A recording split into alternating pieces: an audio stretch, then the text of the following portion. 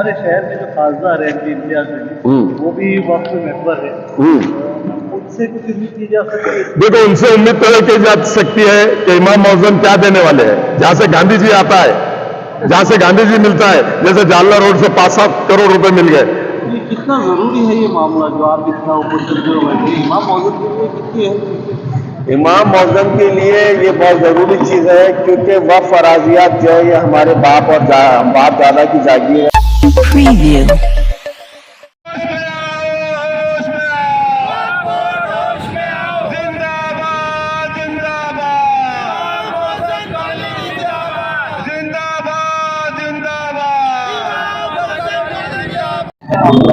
साहब, आज आपने धरना चालू किया, तो आपको कुछ अंदर से प्रतिक्रिया आई है? बताए हैं लोग मुझे देंगे नहीं देंगे? देखिए, हमारा धरना दोपहर 2 बजे से शुरू हुआ है, लेकिन अभी 3.5 डेढ़ घंटा हो चुका है, लेकिन अभी तक जो है कोई प्रतिक्रिया हमको वक्फ बोर्ड की तरफ से नहीं आई है। और हमारा धरना जो ये हमारा धरना ये बेमुद्दत धरना है।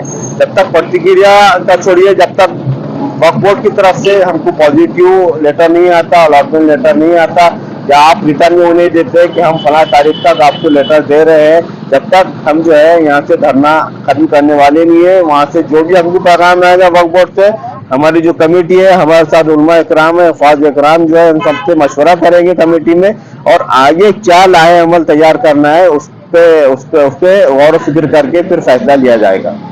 कितने लोग आ जाए आपके साथ यहाँ पर? हमारे साथ तो यहाँ पर काफी लोग हैं, कुछ लोग रास्ते में, और कुछ उलमा इकराम जो है उनका ट्यूशन मतलब बच्चों को जो है अरबी पढ़ाने का मसला है, किसी का नमाज का मसला है मसाजिद में पढ़ाने का। तो इसलिए जो है अपनी उनकी सहूलत के हिसाब से उनको जैसा जैसा वक्त मिल रहा है वो यहाँ पे अल्हम्दुलिल्लाह वक्त दे रहे हैं। और हमें उम्मीद है कि ज्यादा से ज्यादा तादाद में उलमा इकराम के साथ वो शहरियान जो उलमा इकराम के लिए दिल में मोहब्बत रखते हैं, मुकाम रखते हैं, वो जरूर यहाँ पर तशरीफ लाएंगे और इस हमारे धरने को खूब बख्शेंगे। ये कितना जरूरी है ये मामला जो आप इतना ऊपर चलते हो बैठे, इमाम मौजूद के लिए कितनी है चीजें? इमाम मौज़म के लिए ये बहुत ज़रूरी चीज़ है, क्योंकि वक्फ अराजियात जो है ये हमारे बाप और बाप दादा की जागीर है, जो उन्होंने हमारे लिए आने वाली जनरेशन के लिए छोड़ के गई हुए। वक्फ बोर्ड तो इस पर निगरान कर रहा है, ये वक्फ बोर्ड की भी जागीर नहीं है, लेकिन वक्फ बोर्ड ये समझ रहा है कि हमारी जमीन है, और जो मंशा वक्फ है, जिस मंशा के लिए हमारे बाप दादाओं ने ये जगह छोड़ के गई है, तो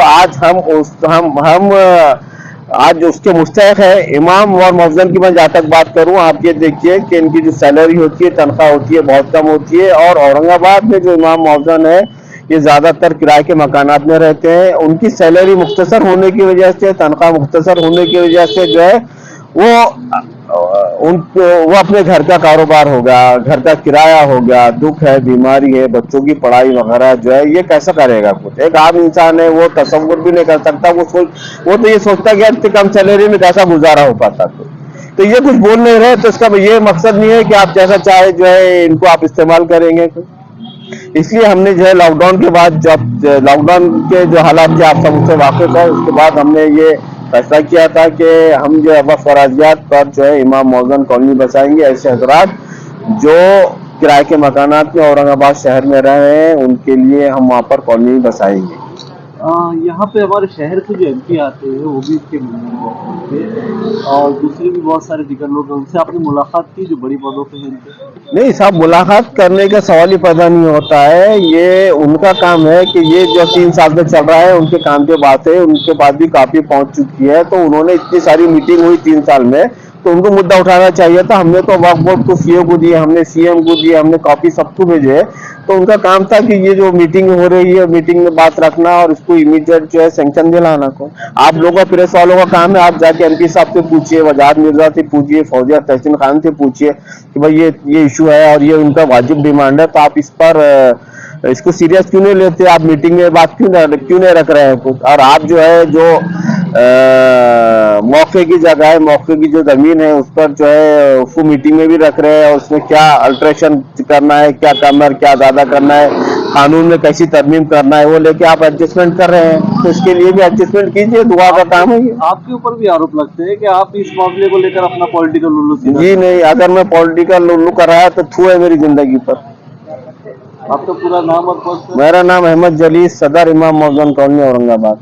अफसर साहब, आज आप यहाँ पर उपस्थित पे आए हैं, इन लोगों से मिलके इमाम मौजून के लिए आप क्या करें? देखिए, अहमद जलील वंचित बहुजन अघाड़ी से ताल्लुक रखते हैं, लेकिन हमारे जितने भी शहरान औरंगाबाद में मस्जिद में मौजून मौलाना है, इन लोगों को 166/3 इसमें प्लॉटिंग वक्फ बोर्ड की जानिब से मिलना चाहिए, क्योंकि ये खिदमतगार है, ये इमाम मौजून जो है, और वक्त की प्रॉपर्टी ऐसे ही लोगों को मिलना चाहिए।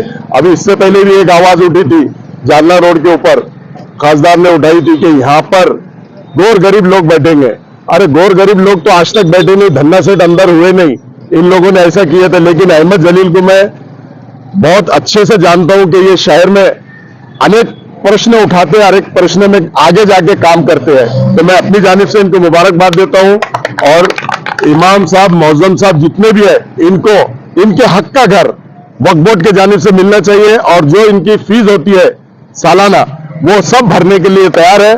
और अगर कुछ कम ज्यादा पड़ती है तो अफसर खान भी इनके साथ इनके लिए भरने के लिए तैयार है, ऐसा मैं कहता हूं। और वक्फ बोर्ड के वक्फ ऑफिसर ने इनको बिल्कुल काम करके देना चाहिए, सीओ ने करके देना चाहिए, नहीं तो इनके लिए मैं अहमद जलील के साथ जुड़ के जहां भी जाना पड़ता है, जिसके पास भी जाना पड़ता है, मैं हमेशा इनके कंधे को कंधे लगाकर काम करूंगा।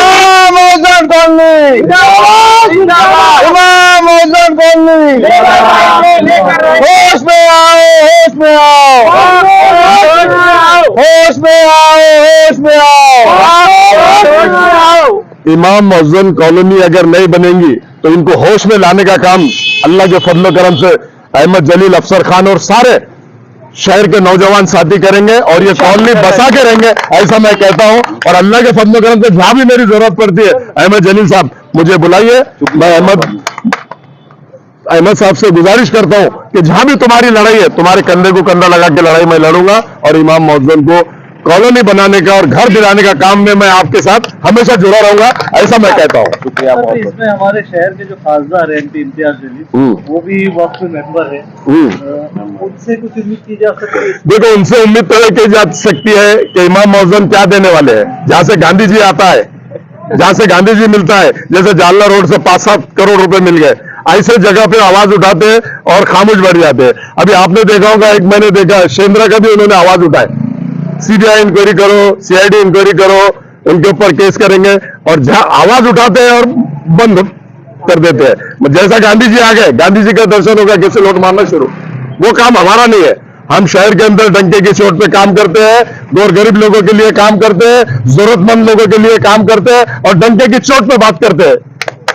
और अल्लाह के फजल करम से ये काम होके रहेगा, ऐसा मैं शहरियान औरंगाबाद को, हमारे मौजून मौलाना को और अहमद जलील को बोलता हूं कि जहां भी मेरी जरूरत पड़ती है मुझे बुलाइए, मैं आने के लिए तैयार हूं।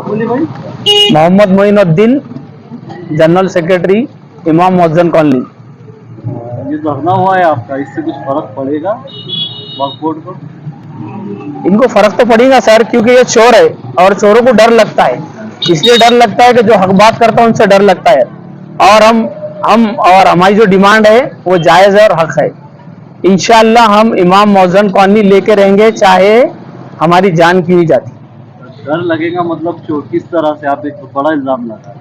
इल्जाम में लगा रहा सर, पूरे औरंगाबाद शहर को मालूम है कि औरंगाबाद का नाम ही मशहूर है धन्ना सेठ। धन्ना सेठ यानी कि औकाफ की जमीन पे हथियाने वालों को धन्ना सेठ कहा जाता है औरंगाबाद में।